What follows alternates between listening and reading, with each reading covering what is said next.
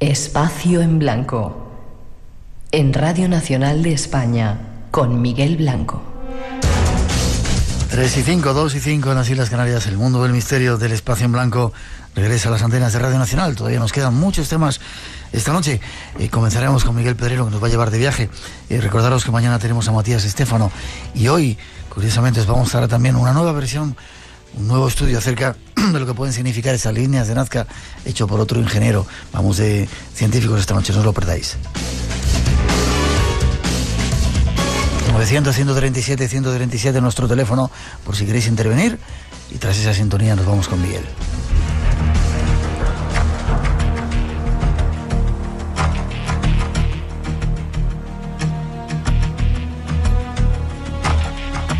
Miguel Pedrero, compañero, hacía tiempo que no pasabas por aquí. Buenas noches, ¿cómo estás? Muy buenas, hace unas cuantas semanas, sí. Creo que nos vas a hablar de ovnis, creo, ¿no? Porque ya entre Vicente con los ovnis, Franco, todo el mundo hablando de ovnis. Y lo que quiero yo es que aparezcan, no quiero tanto hablar ya de ellos, hemos hablado demasiado de ellos. Bueno, tiempo habrá para hablar del fenómeno ovni, que seguimos en plena oleada ovni sobre España, casos y más casos. Llegaba, esta semana estaba en Canarias y me contaban algunos de los casos que... Y atentos, en Canarias estamos preparando algo súper increíble. Es que me hicieron una entrevista en la televisión y me contaba y me preguntaban.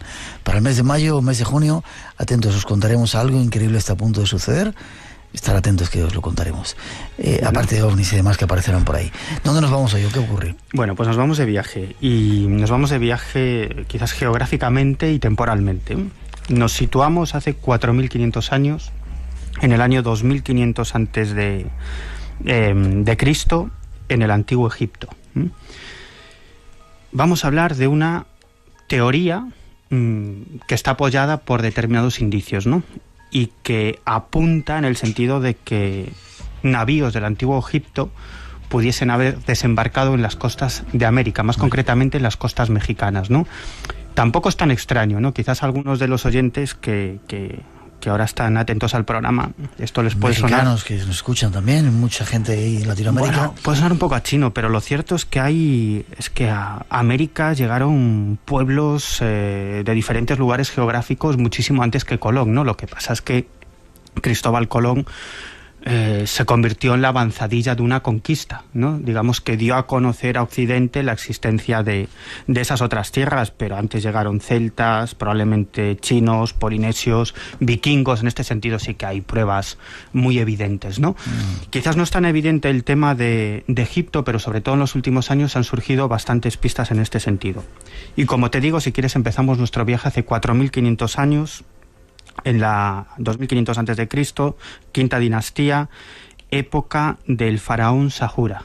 Sahura. Sí. Es el primer indicio o la primera pista que tenemos de la existencia de un extraño país, el país del Punt, cuya ubicación se desconoce y a la que diferentes faraones enviaron expediciones, ¿no? Expediciones de ida y vuelta, es decir, que llegaron a esta extraña tierra y regresaron a Egipto. Se ha escrito muchísimo sobre esto, hay incluso tesis doctorales, hay diferentes opiniones, ¿no? Creo que en el templo de Deir el-Bahari de Hatshepsut hay también algunos detalles de ese supuesto viaje. Efectivamente, porque en esa época se envió otra expedición a este misterioso país del Punt, ¿no? Pero como digo, una serie de pinturas, de jeroglíficos indican que al menos la primera vez que tuvo lugar una de estas expediciones, que sepamos, fue hace 4.500 años, aunque tampoco es descartable que incluso antes, en alguna dinastía anterior, se hubiese llevado a cabo una expedición, ¿no? Tenemos que esperar unos cuantos años a la sexta dinastía, alrededor del 2200, 2300 antes de Cristo, cuando el faraón Pepi II manda otra expedición a este misterioso país del Punt, como digo, cuya ubicación se desconoce, ¿no? En este caso era una expedición muy importante, ¿no? Unos 3.000 hombres armados, y la finalidad era traer todo tipo de mercancías exóticas para el faraón. Hay unos grabados en un valle que está situado unos 400 millas al sur del Cairo, que se llama Wadi Hamamat, ¿no? Donde hay unos grabados en el que se dan bastantes pistas sobre esta expedición, ¿no? Pero sobre todo hay una inscripción que para la teoría que traemos esta noche al programa yo creo que es muy interesante, ¿no? Dice que el faraón ordenó que la mayoría de esos 3.000 hombres armados que participaron en la expedición vinieran del sureño país de los tebanos, es decir, de las culturas de Nubia, Sudán, que estaban dominadas por el Antiguo Egipto. es decir, negros, ¿no? Y ahí comienza podemos comenzar a desgranar esta interesante teoría.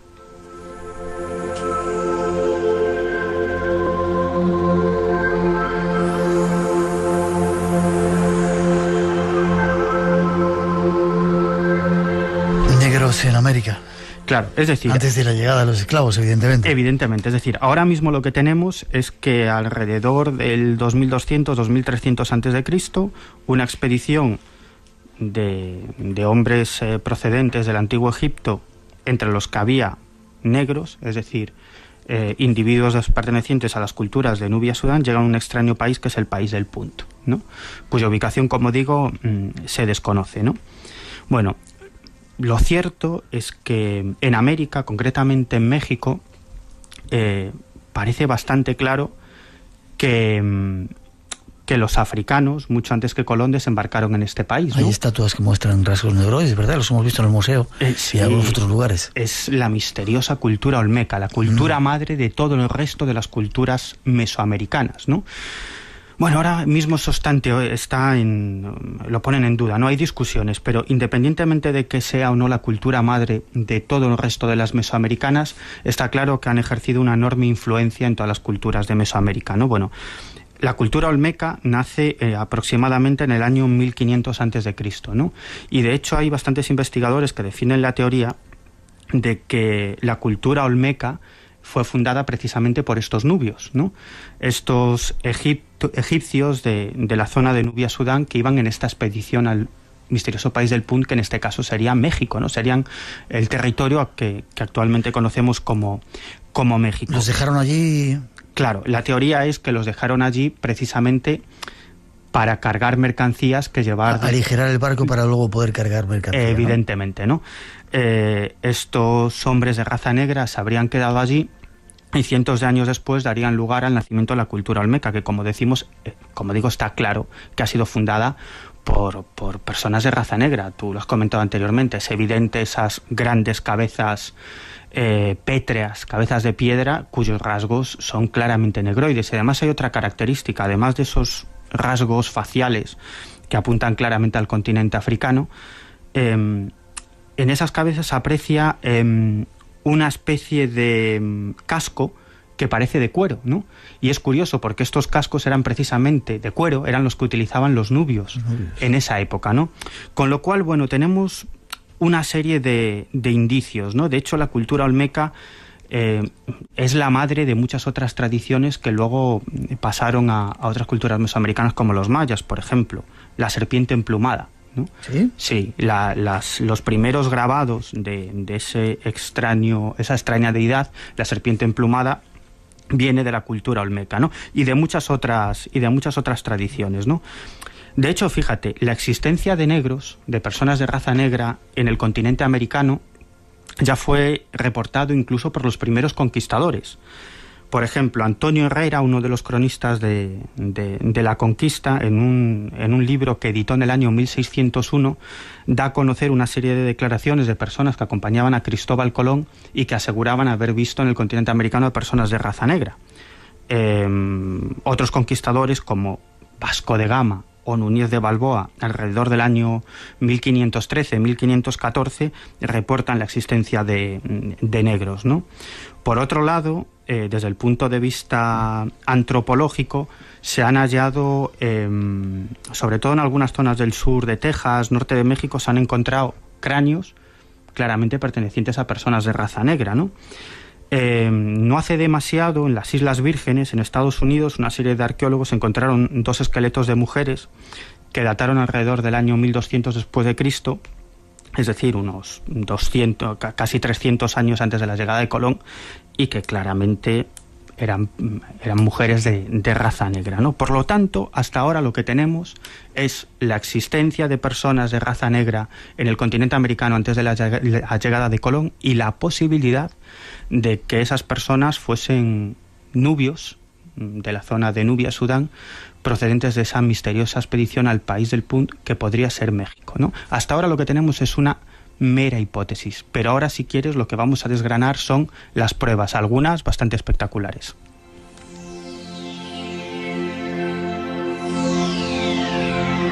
¿Hay pruebas de que esto pudiera ser así, Miguel?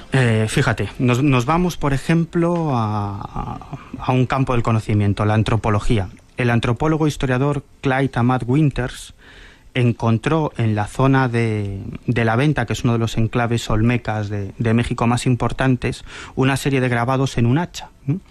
Según este antropólogo, que es experto en culturas norteafricanas, en este hacha lo que hay son una serie de grabados de un idioma mandinga, es decir, un idioma que se utilizaba antiguamente en la época que tuvo lugar esta expedición en la zona de Nubia, Sudán. Es decir, bueno, esto sería una prueba bastante evidente. De hecho, ha llegado a traducir algunos de estos grabados que ponen cosas como fue leal a su Dios y un hombre virtuoso, ¿no? Esto desde el punto de vista de la antropología, pero ahora, si quieres, hay otra serie de pruebas.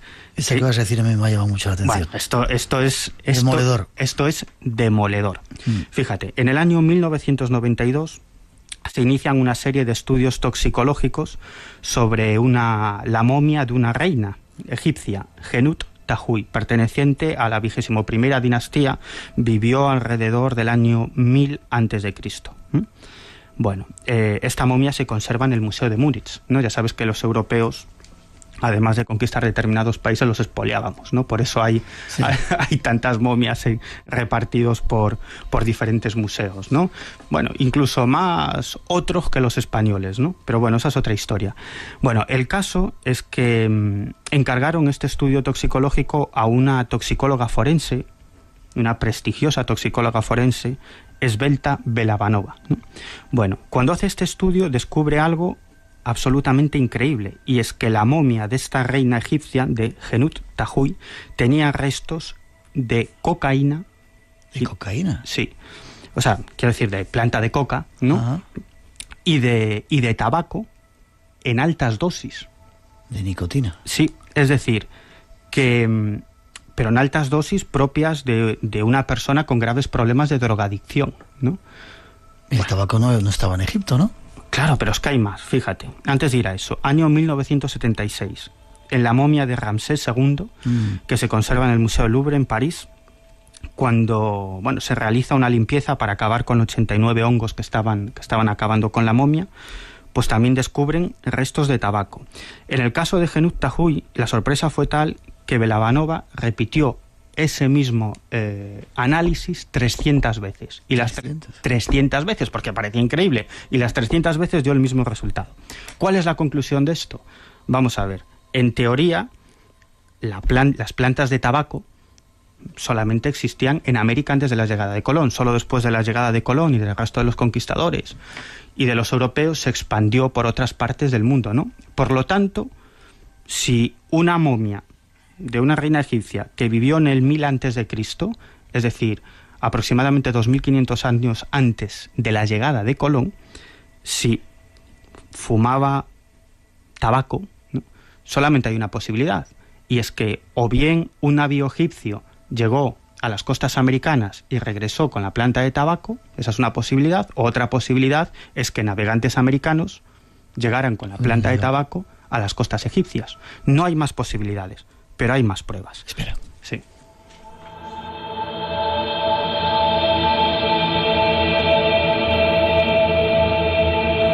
...137 nuestro teléfono por si queréis intervenir o participar en ese concurso que tenemos. ¿Más pruebas hoy? Sí, fíjate, hasta el año 2000 se creía que los egipcios no eran grandes navegantes, ¿no? Pero en ese mismo año un grupo de arqueólogos tiraron abajo esa teoría, un grupo de arqueólogos americanos, porque encontraron una serie de navíos egipcios, 14, de la primera dinastía, de unos 5.000 años de antigüedad, en el santuario de Seti I, en Abidos, ¿no? Bueno, uno de estos navíos medía 23 metros de largo y 2 de ancho, ¿no? El director de las excavaciones declaró que después de este descubrimiento parecía claro que los contactos comerciales de los egipcios con otras zonas del planeta, con otras zonas costeras, parecían evidentes, ¿no? Vamos a otra prueba, vamos más allá, una muy conocida, ¿no? que es la de la demostración de Thor Heyerdahl, ¿no? Thor Heyerdahl, el arqueólogo, el explorador, el aventurero, uno de los más famosos arqueólogos y aventureros existentes, era el máximo defensor de las tesis difusionistas, es decir, que en la antigüedad existían contactos transoceánicos entre diversas culturas, ¿no? Pues este hombre, basándose en la información que tenemos sobre cómo eran los navíos egipcios aproximadamente en el año 2000 a.C., construyó uno llamado Ra I, con el que intentó llegar de África a América. Fracasó, ¿no? Recorrió 2.700 millas y una tormenta pues lo hundió. Sin embargo, en el año 70 construyó el Ra II, como te digo, con materiales de la época, basándose en los barcos que utilizaban los egipcios, y logró navegar desde las costas marroquíes, es decir, desde el norte de África. Daba igual si hubiese salido de Egipto, lo que quería demostrar es que los egipcios habían llegado a América. Él salió de las costas marroquíes y llegó a América, a las Islas Barbados, 3.270 millas en 57 días de navegación, es decir, lo demostró empíricamente que eso es posible. Pero hay más. Nos vamos a los textos mayas. Popol Vuh, que es una recopilación de leyendas quichés. Los quichés fueron un pueblo maya que vivió en zonas de Guatemala, Honduras. Bueno, pues en un pasaje del Popol Vuh se describe que una serie de personas que eran descendientes, que vivían en los territorios del actual México y que eran descendientes de unas personas que habían llegado por mar de unas tierras desconocidas, decidieron regresar a la tierra de sus ancestros. Se echaron a la mar, cruzaron el mar hacia el oriente. Bueno, aquí la localización es muy vaga, ¿no? Pero es posible que fuese hacia el norte de África, hacia el oriente, y allí, entablaron conversaciones con el gran rey de ese territorio que describen o que llaman Naxit. Esos hombres regresaron y se quedaron a vivir en México, ¿no? Unas tierras extrañas donde hay un rey que se llama Naxit. Bueno, curioso, en los libros del Chilam Balam, que también recogen antiguas tradiciones mayas, se habla del retorno de la serpiente emplumada, de Kukulcán Quetzalcóatl, ¿no? ¿Sabes cómo se le llama también a Kukulcán Quetzalcóatl? No. Naxit. No me digas. Sí. Es decir, bueno, fuese o no fuese Egipto, está claro que en diferentes textos procedentes de la cultura maya, que recogen tradiciones mayas, se habla de unas tierras extrañas a las que viajan gentes de México y luego regresan. Yeah. Es curioso, cuando estuvimos ahí, ¿te acuerdas? No sé si era en Uxmal, donde había esas estatuas que parecían Buda por un lado. Bueno, eso si quieres lo tratamos en otro programa, ¿no? La posibilidad de que llegaran orientales, ¿no? Incluso budistas, ¿no? En Uxmal está claro que había pues una estatua donde se veía un tipo haciendo un mudra.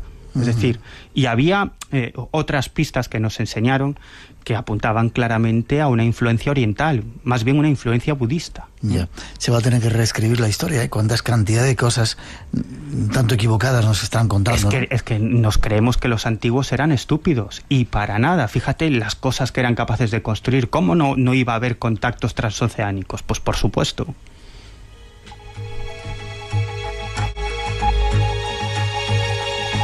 ¿Pero construyeron las pirámides ellos o no? Bueno, yo estoy convencido que sí la construyeron ellos, aunque no sabemos cómo.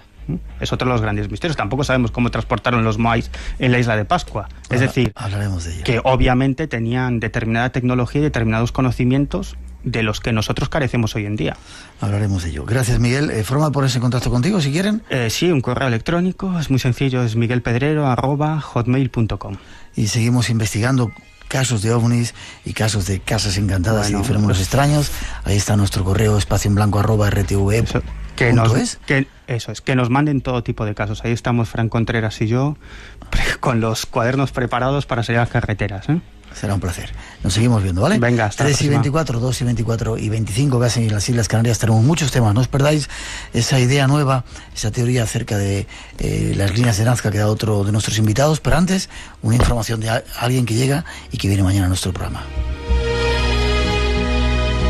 Hola, mi nombre es Omar. Un saludo desde Chichén Itzá, del mundo maya. Un saludo para los oyentes de Espacio Blanco. RTV.es llega al iPad. Descárgate la aplicación gratis y accede a todos los contenidos de Televisión Española y Radio Nacional. Vibra con el mejor deporte en directo. Disfruta tus series favoritas y sigue toda la información minuto a minuto. Televisión y radio en directo y a la carta. RTV.es, la televisión donde nunca la has visto. Puedes entrar en otros mundos. Espacio en Blanco te acompaña en este impresionante viaje en Radio Nacional con Miguel Blanco.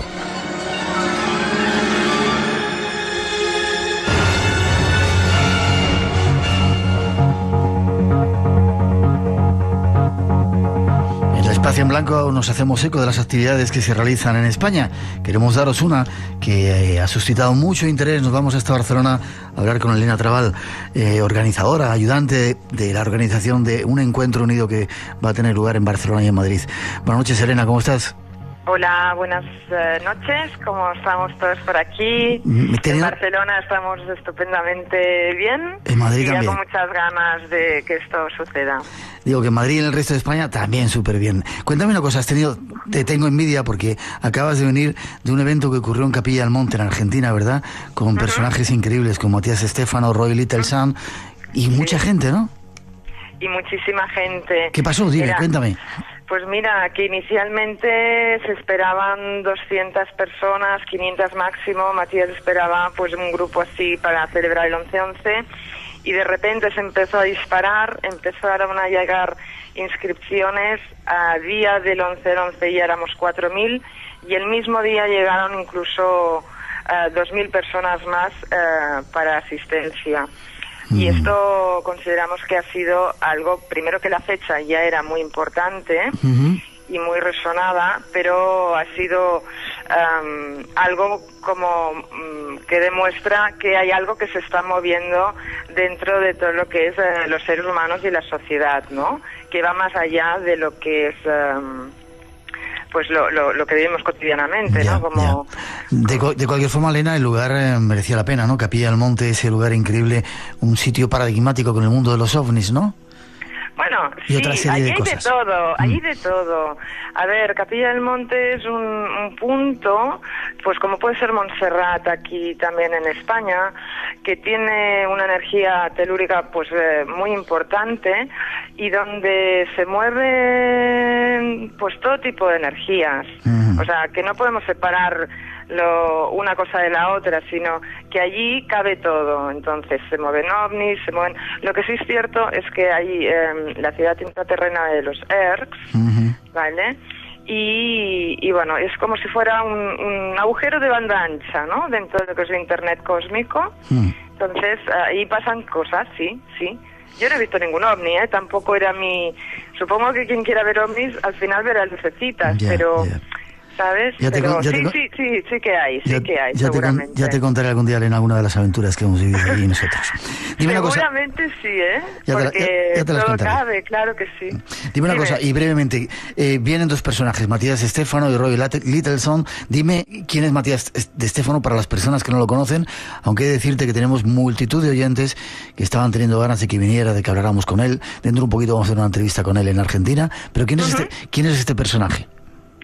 Pues Matías Estefano es hoy en día ya ha dejado de ser un niño índigo, es un joven pues que ya lleva toda una trayectoria con pues ya de muchos años haciendo unos trabajos de recordar. Él ha venido a recordar, ¿no?, la historia de la humanidad y ponerle un poquito en orden. No cuenta nada que no sepamos, pero sí que nos ordena mucho toda esta información y quizá también esta confusión que hay hoy en día, ¿no? Porque hay tanta información que puede caber la desinformación y un poquito la confusión. Y él nos lleva a sentir lo que, más que a juzgar o a procesarlo por la cabeza, por la mente, ¿no? A ti que te resuena, pues eso es tu verdad. No juzga, no hay juicios para él todo es ni bueno ni malo, sino que lo integra todo. Yo si tuviera que describir a Matías, es integración desde un centro que se llama el corazón, ¿vale? No es habla del amor, evidentemente, pero no desde un amor blando, de vamos todos somos. No, Matías habla ya desde un amor que también pertenece a la aceptación del cambio, todo lo que está sucediendo y de que toda esta evolución que estamos haciendo los seres humanos ya a nivel, pero ya no solamente espiritual, desconectado del cuerpo y de estar aquí en el planeta, sino justamente para, señores, bajen ustedes a tierra, porque esto, que es desde el corazón, lo tenemos que hacer entre todos. Ya. Y entre todos desde lo cotidiano. Ya. Y el otro personaje que llega, Roy Littleson, quien dice que un indio Hopi adoptado.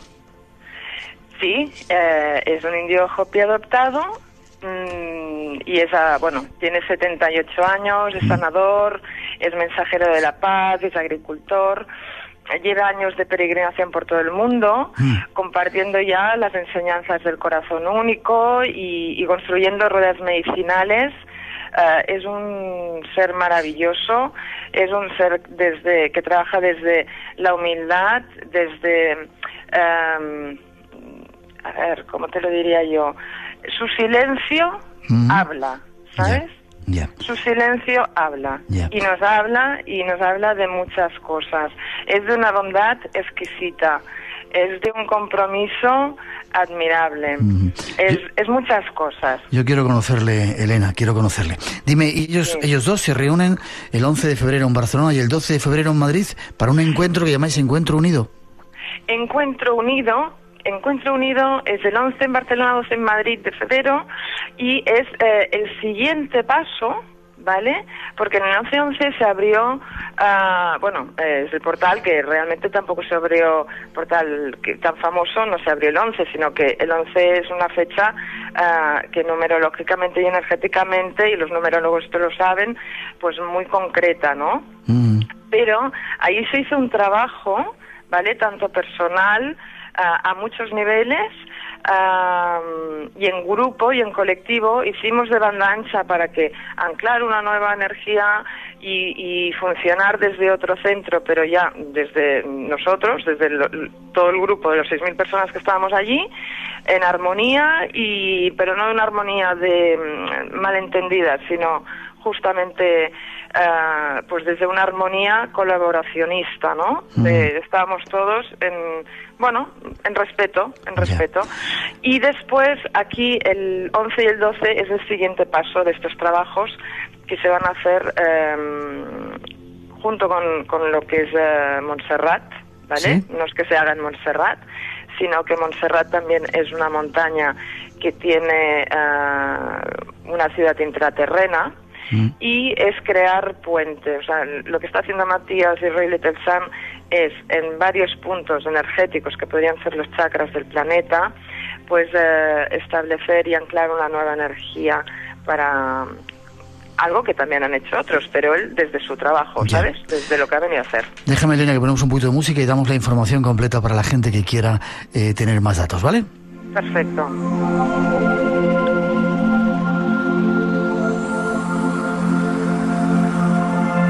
11 en Barcelona, 12 en Madrid de febrero.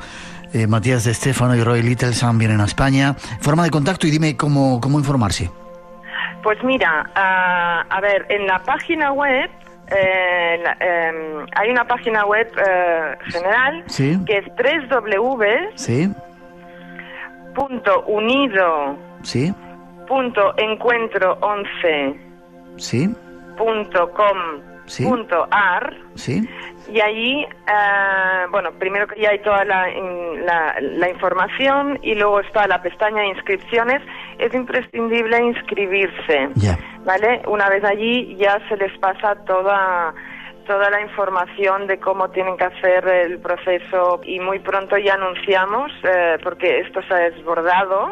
Inicialmente esperábamos, claro, una cosa de Argentina, España funciona diferente, pero ya somos más de 2.000 personas, ¿sabes? Qué bien. Más de 2.000 personas comprometidas, y sabemos que vamos a hacer muchísimos más.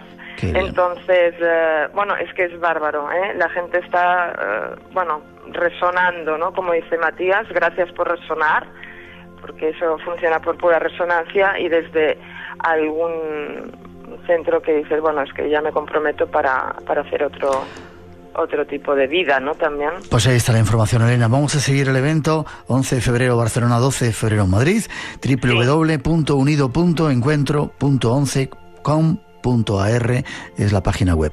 Teléfono de contacto, simplemente vale con la página, ¿no? Vale con la página. Vale, perfecto, pues ahí lo dejamos. Muy bien. Estamos en contacto, te mando un besito grande, ¿vale?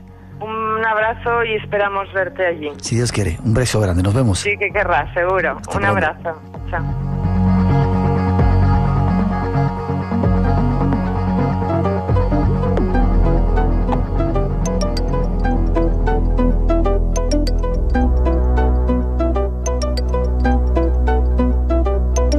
Y 36, 2 y 36 en las Islas Canarias. Ahí estaba esa información y mañana Matías Estéfano en el programa. Lo habéis pedido y vendrá con nosotros. Y saludamos a gente que se está conectando con el programa desde Lisboa, desde Taipei, desde otros lugares del mundo. Un placer que estéis ahí. Hace poco se puso en contacto con nosotros Carlos Hermida, uno de nuestros oyentes, y nos aportaba una curiosa teoría acerca de las líneas de Nazca. Ya veréis, escuchadla, tras esa introducción os la ofrecemos.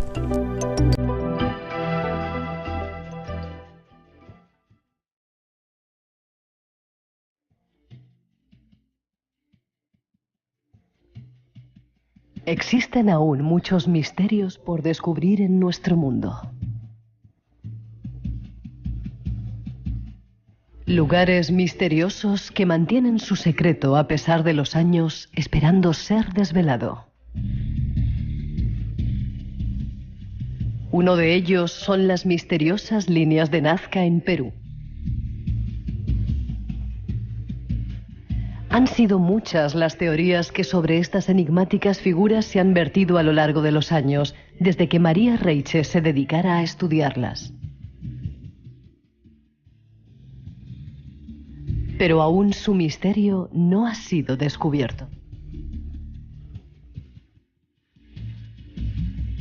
Nuestro próximo invitado propone una nueva visión que puede aportar nuevos datos al misterio. Escuchemos.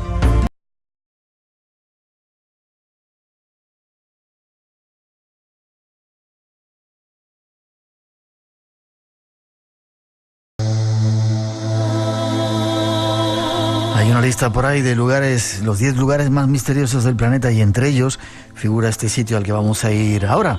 Estuvimos el año pasado sobrevolándolas y son todo un misterio. Nos referimos a las líneas de Nazca y sin embargo hay un invitado, Carlos Hermida, a quien saludamos. Buenas noches, Carlos.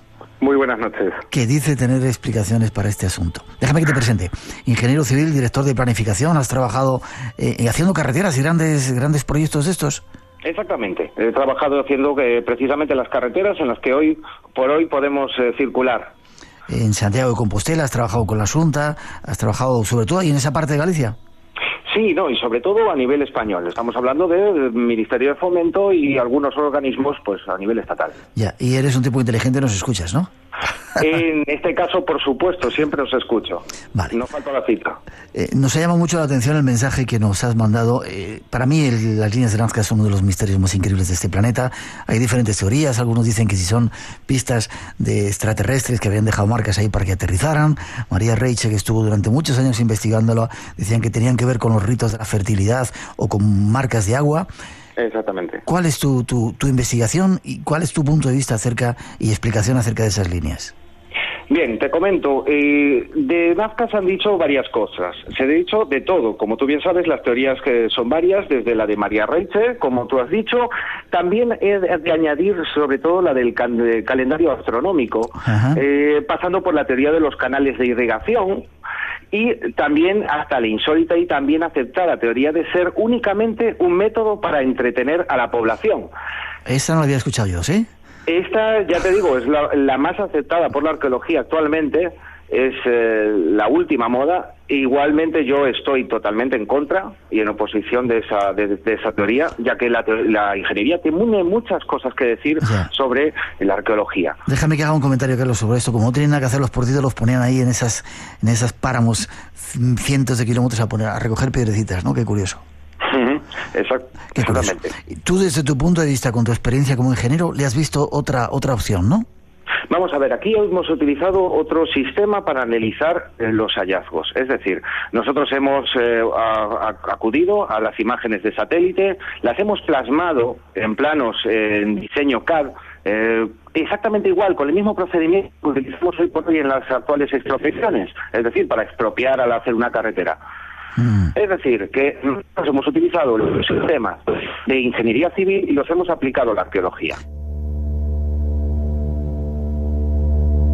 Afortunadamente, Carlos, ahora tenemos con esas imágenes de satélites muchas opciones de, sin necesidad de estar en el lugar, sacar planos detallados de los sitios, ¿no? Que es lo que has hecho tú con Nazca.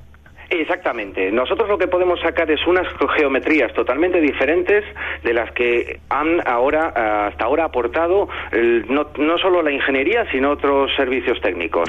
Y planos que he podido ver por ahí. Nosotros vemos otras cosas y yo te comento, vemos una geometría totalmente diferente, a mayores de tener una mejor comprensión de lo que un plano representa. Ya. Déjame que te pregunte, en esas figuras de líneas de Nazca hay figuras, está el mono, hay un montón de ellas. Exactamente. Y luego hay una serie de líneas. No sé cómo lo explicas tú. Danos tu punto de vista. Bien, yo voy a hacer una breve explicación para que la gente pueda entenderlo y sobre todo desde su propia casa incluso pueda comprobarlo. Es decir, nosotros vamos a explicar que hay diversos puntos. Primero, en principal, voy a explicar que una línea indica varias direcciones, es decir, dos direcciones, en dos sentidos. Después está la flecha, que indica el sentido de la orientación. Y después hay otros elementos que completan este gran plano que es Nazca. El plano es, yo lo definiría como el mayor plano de delineación de coordenadas del mundo. Y me atrevería a decir y afirmar que no solo representa situaciones clave en el mundo, sino que después de nuestros cálculos, lo que los cálculos nos demostraron es lo que Nazca informa es de los perfiles costeros que hay a lo largo del planeta Tierra, de todos y cada uno de estos perfiles costeros, con lo cual podríamos sacar un mapa. Ya. Déjame que tratemos de entenderlo.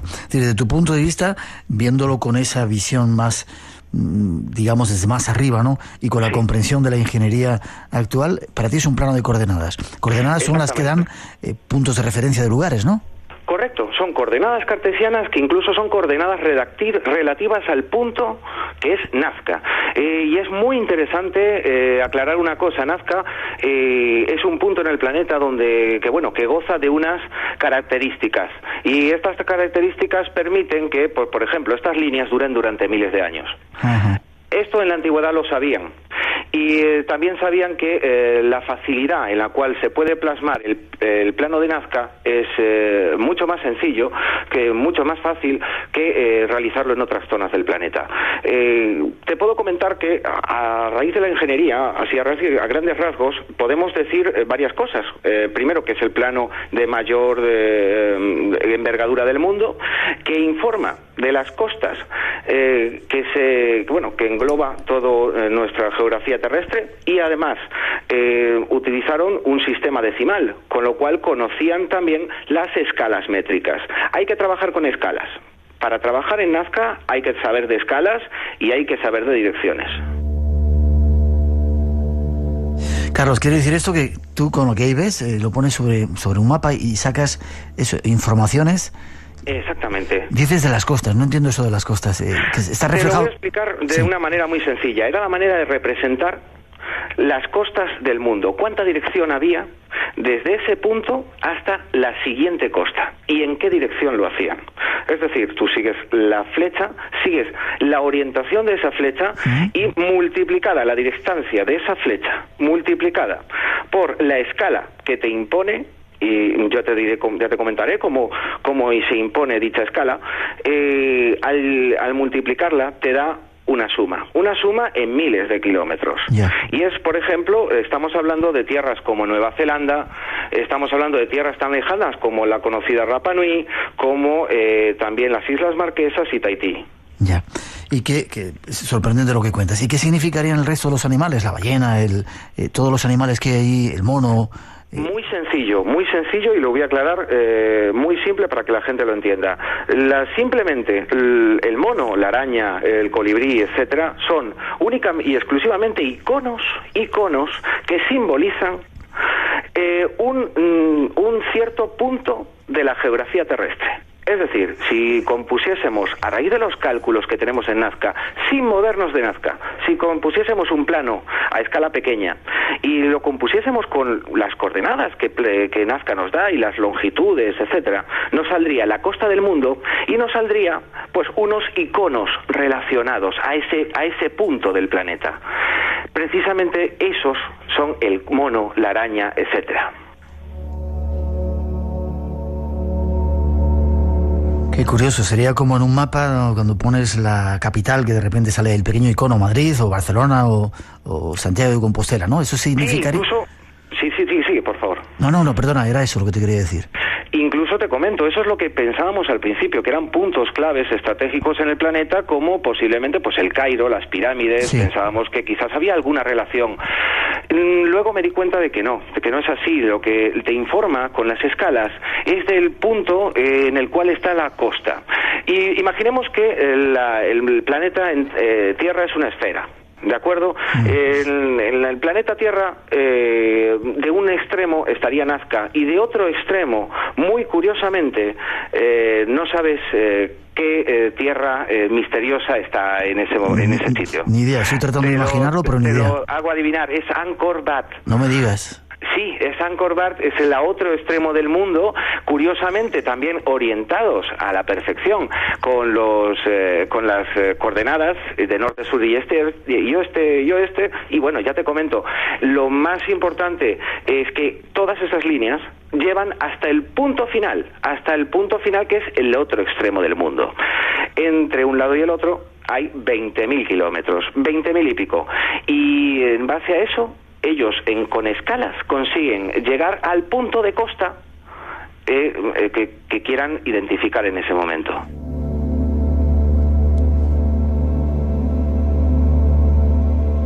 Dejamos esa música, Carlos, para pensar. Me estás haciendo pensar. En el otro lado del mundo de esas líneas de Nazca está Angkor Wat, esos templos que están en Camboya, que vamos a visitar precisamente este año. Qué curioso, ¿no? Y están delimitadas otra serie de marcas. Dime una cosa. Hay otra serie de líneas al lado, las líneas de Palpa, que se descubrieron recientemente también. ¿Has hecho algún estudio también sobre ellas? No, por supuesto. Es decir, voy a aclarar una cosa. Nazca lo ponemos como un reclamo, y es un reclamo porque la gente conoce Nazca, no conoce Palpa, no conoce Ica, pero lo que te puedo afirmar es que en Nazca y en las zonas de alrededores están muchas más flechas que yo también incluyo en el estudio. Es decir, el plano es mucho mayor que Nazca. Ya. El plano incluye unos 50 kilómetros de diámetro, por lo menos. Ya. Hay también muy cerca, bueno, relativamente cerca de allí, en la península de Paracas, en la costa de Paracas, ese famoso tridente, el candelabro. ¿Tiene algo que ver también con esas marcas? Sí. Tiene que ver y tiene que ver también otros temas, también como las esferas del cielo, las esferas de Costa Rica, que también existen en Venezuela y en Visoko, en Bosnia. Ya, apasionante lo que cuentas, Carlos. Otra cosa, cuando estuvimos allí, te digo que hemos estado este año recientemente viéndolo, en algunos periódicos recibíamos noticias de que algunas de esas líneas se están perdiendo. Hay un puesto que hay que pagar peaje, y algunos listos pues se lo saltan, se meten por el desierto, saltan a la carretera panamericana y están destruyendo esas líneas. ¿Qué necesitaríais vosotros o qué pretendes, o es un poco alzar la voz para que eso no ocurra, ¿verdad? Esta información también. Algo más allá de lo que incluso tú estás diciendo.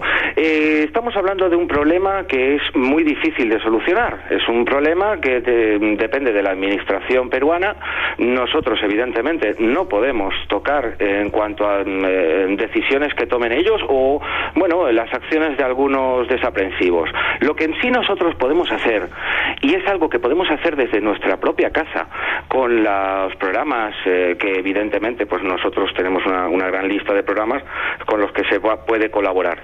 En este caso lo que se puede hacer es reunir la información que en Nazca se guarda, con lo cual nosotros a partir de ahí ya tendríamos guardado esa información, ya tendríamos las escalas, ya tendríamos todo, y después a mayores de eso ya se puede, si quieren, destruir, pero nosotros necesitamos esa información antes de que se pierda. Ya, ahora te preguntamos cómo podemos ayudar. Es decir, antes de que se pierda, antes de que desaprensivos, como tú dices, sigan pasando, o incluso lo que no ha ocurrido hasta ahora, la erosión las vaya borrando, necesitáis eso, recopilar toda la información, que hay en esa zona. ¿Cómo se puede hacer? ¿A través de los programas de Google o esos que hay por ahí? Muy sencillo, sí. No querría hacer publicidad, Vale. Evidentemente es a través de programas informáticos de imágenes satelitales. Evidentemente todo el mundo tiene en la cabeza, pues el que tiene en la cabeza, sí, por supuesto. Y bueno, con ese, por ejemplo, ya se pueden hacer una idea de lo que en Nazca se guarda. Muy importante es que hay varias capas en cuanto a la formación de Nazca. Nazca se hizo por capas. Nazca se hizo, en plano y en conjunto. No existe ningún elemento fuera de una intención preestablecida. En este caso, lo único que nosotros necesitamos es, evidentemente, guardar esas imágenes, conseguir las imágenes de mayor resolución que se pueda y, en este caso, a partir de ahí trabajar con ellas. Ya. A punto de terminar, Carlos, aunque seguiremos con el tema porque nos parece apasionante, si eso es así como tú dices, hay una intencionalidad, hay alguien que detrás estaba con inteligencia para hacerlo. ¿Quién lo hizo? ¿Seres extraterrestres? Bueno, precisamente en este caso lo que ha sucedido es que todo comenzó en el transcurso de la realización de una obra que precisamente se está editando y va de esto, ¿no? Va de involución humana. Pero lo que nosotros queremos comentar, primero en principal, es fuera ovnis, fuera extraterrestres, vamos a hablar de la ciencia como ciencia y vamos a hablar de un ser humano que era capaz de hacer cosas que nosotros hoy por hoy no atribuimos a esa antigüedad. Y lo que nosotros vamos a intentar es, sobre todo, hablar de unos personajes que intentaron sobrevivir en unas épocas muy remotas y que el pasado humano y el transcurso del tiempo nos hizo olvidar.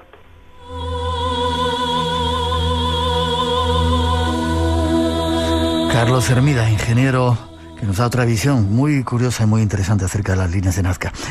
Carlos, ¿de qué forma podemos conectar contigo, saber más, tener más datos de esa investigación, ayudarte con algunas líneas que podamos encontrar? ¿Alguna página web?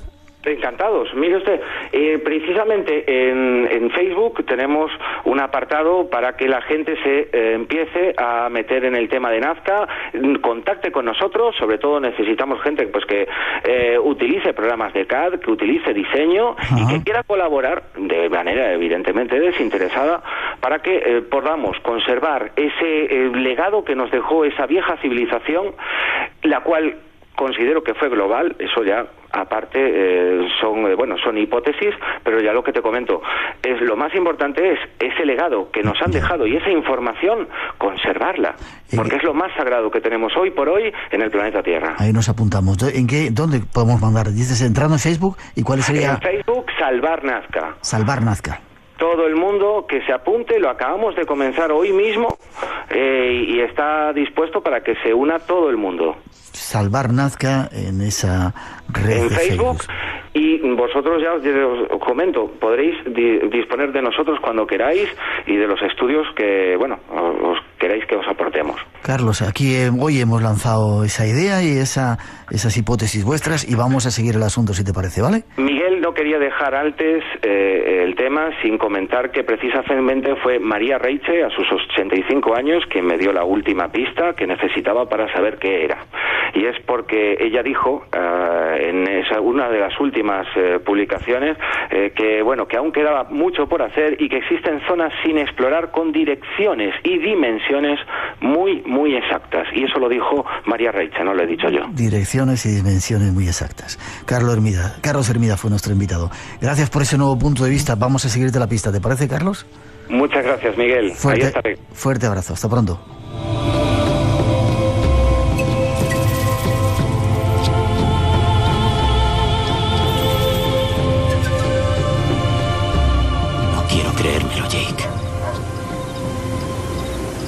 Nunca has querido, pero en el fondo sí lo creías.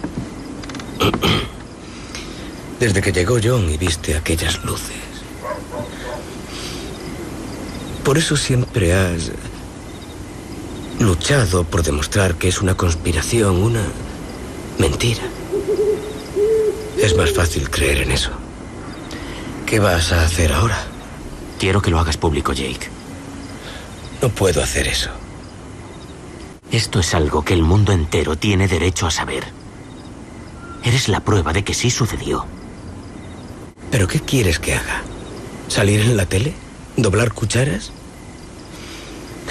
Se convertiría en un circo desde el preciso instante en que lo diera a conocer. Pero al menos la gente sabría que es verdad. ¿Tú crees? ¿Por qué vinieron, Jake? ¿Qué quieren?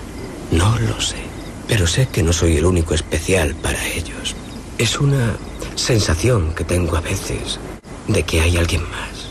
El gobierno intenta responder a las mismas preguntas que tú me has hecho. ¿Por qué vinieron? ¿Qué quieren?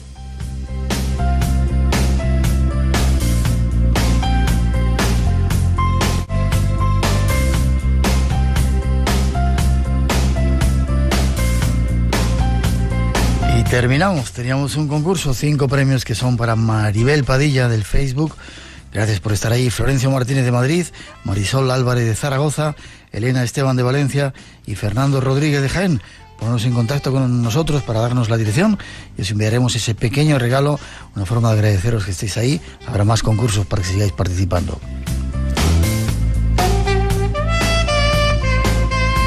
Mañana 2 nuevas horas nos esperan, la cita a partir de la 1 en las Islas Canarias, las 2 en el resto de España, aquí en Radio Nacional.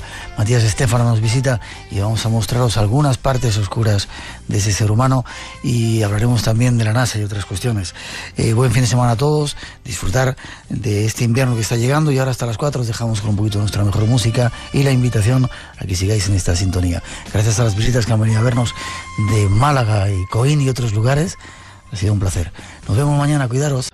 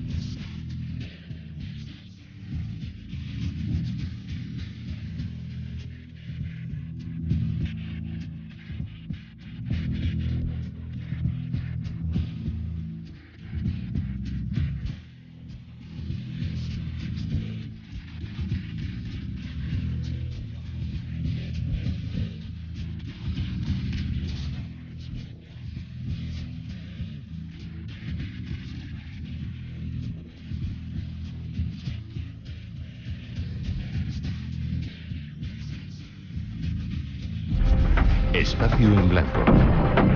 El fin de semana de 2 a 4 en la madrugada del sábado y del domingo. Tu cita con el misterio. Conecta con nosotros. En Radio Nacional, con Miguel Blanco. Espacio en Blanco. En Radio Nacional de España, con Miguel Blanco. 3 y 5, 2 y 5 en las Islas Canarias. El mundo del misterio del Espacio en Blanco regresa a las antenas de Radio Nacional. Todavía nos quedan muchos temas esta noche. Comenzaremos con Miguel Pedrero, que nos va a llevar de viaje. Recordaros que mañana tenemos a Matías Estéfano. Y hoy, curiosamente, os vamos a dar también una nueva versión, un nuevo estudio acerca de lo que pueden significar esas líneas de Nazca, hecho por otro ingeniero. Vamos de científicos esta noche, no os lo perdáis. 900-137-137 nuestro teléfono por si queréis intervenir, y tras esa sintonía nos vamos con Miguel.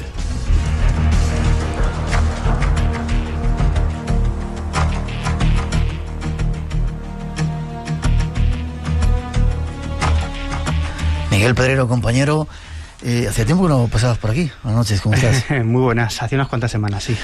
Creo que hoy nos vas a hablar de ovnis, creo, ¿no? Porque ya entre Vicente con los ovnis, Fran con todo el mundo hablando de ovnis. Y lo que quiero yo es que aparezcan, no quiero tanto hablar ya de ellos, hemos hablado demasiado de ellos. Bueno, tiempo habrá para hablar del fenómeno ovni, que seguimos en plena oleada ovni sobre España, casos y más casos. Llegabas, esta semana he estado en Canarias y me contaban algunos de los casos que... Y atentos, en Canarias estamos preparando algo súper increíble. Es que me hicieron una entrevista en la televisión y me contaba y me preguntaban. Para el mes de mayo o mes de junio, atentos, os contaremos algo increíble, está a punto de suceder. Estar atentos que os lo contaremos. Aparte de ovnis y demás que aparecerán por ahí. ¿Dónde nos vamos hoy? ¿Qué ocurre? Bueno, pues nos vamos de viaje. Y nos vamos de viaje quizás geográficamente y temporalmente. Nos situamos hace 4.500 años, en el año 2500 antes de Cristo, en el Antiguo Egipto. Vamos a hablar de una teoría que está apoyada por determinados indicios, ¿no? Y que apunta en el sentido de que navíos del Antiguo Egipto pudiesen haber desembarcado en las costas de América, más concretamente en las costas mexicanas, ¿no? Tampoco es tan extraño, ¿no? Quizás algunos de los oyentes que ahora están atentos al programa, esto les puede sonar... Mexicanos que nos escuchan también, mucha gente ahí en Latinoamérica. Bueno, puede sonar un poco a chino, pero lo cierto es que a América llegaron pueblos de diferentes lugares geográficos muchísimo antes que Colón, ¿no? Lo que pasa es que Cristóbal Colón se convirtió en la avanzadilla de una conquista, ¿no? Digamos que dio a conocer a Occidente la existencia de esas otras tierras, pero antes llegaron celtas, probablemente chinos, polinesios, vikingos. En este sentido sí que hay pruebas muy evidentes, ¿no? Quizás no es tan evidente el tema de Egipto, pero sobre todo en los últimos años han surgido bastantes pistas en este sentido. Y como te digo, si quieres empezamos nuestro viaje hace 4.500 años, en la 2500 antes de Cristo, quinta dinastía, época del faraón Sahura. Sahura. Sí. Es el primer indicio o la primera pista que tenemos de la existencia de un extraño país, el país del Punt, cuya ubicación se desconoce y a la que diferentes faraones enviaron expediciones, ¿no?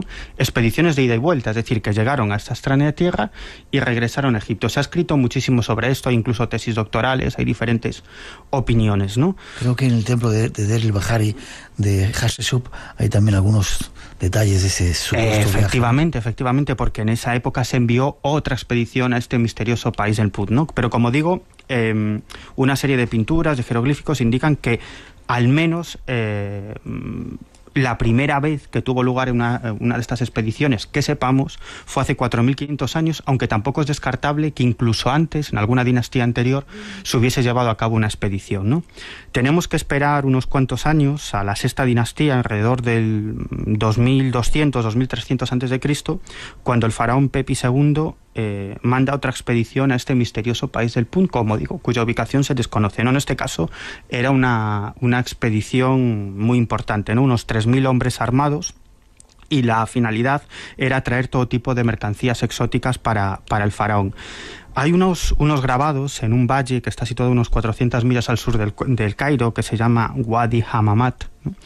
Donde hay unos grabados en el que se dan bastantes pistas sobre esta expedición, ¿no? Pero sobre todo hay una inscripción que para la teoría que traemos esta noche al programa yo creo que es muy interesante, ¿no? Dice que el faraón ordenó que la mayoría de esos 3.000 hombres armados que participaron en la expedición vinieran del sureño país de los tebanos, es decir, de las culturas de Nubia, Sudán, que estaban dominadas por el Antiguo Egipto, es decir, negros, ¿no? Y ahí podemos comenzar a desgranar esta interesante teoría.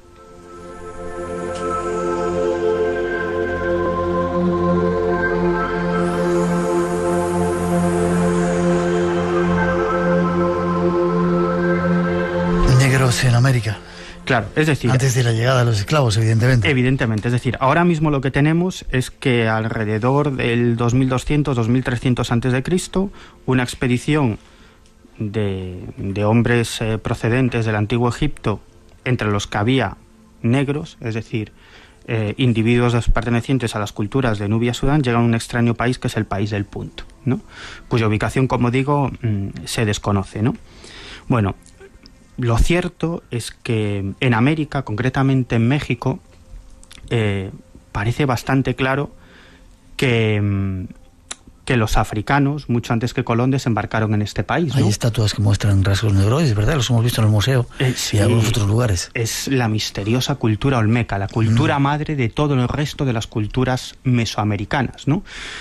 Bueno, ahora mismo eso lo ponen en duda, no hay discusiones, pero independientemente de que sea o no la cultura madre de todo el resto de las mesoamericanas, está claro que han ejercido una enorme influencia en todas las culturas de Mesoamérica, ¿no? Bueno, la cultura olmeca nace aproximadamente en el año 1500 a.C., ¿no?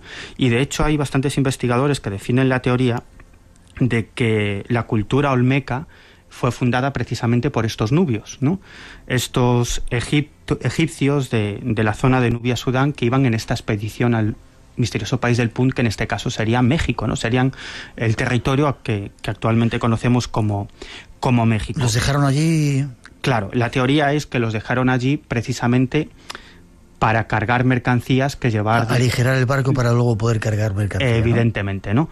Estos hombres de raza negra se habrían quedado allí y cientos de años después darían lugar al nacimiento de la cultura olmeca, que como decimos, como digo, está claro que ha sido fundada por personas de raza negra. Tú lo has comentado anteriormente, es evidente esas grandes cabezas pétreas, cabezas de piedra, cuyos rasgos son claramente negroides. Y además hay otra característica, además de esos rasgos faciales que apuntan claramente al continente africano, en esas cabezas se aprecia una especie de casco que parece de cuero, ¿no?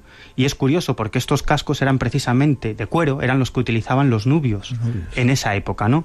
Con lo cual, bueno, tenemos una serie de indicios, ¿no? De hecho, la cultura olmeca es la madre de muchas otras tradiciones que luego pasaron a otras culturas mesoamericanas, como los mayas, por ejemplo, la serpiente emplumada, ¿no? ¿Sí? Sí, los primeros grabados de esa extraña deidad, la serpiente emplumada, viene de la cultura olmeca, ¿no? Y de muchas otras tradiciones, ¿no?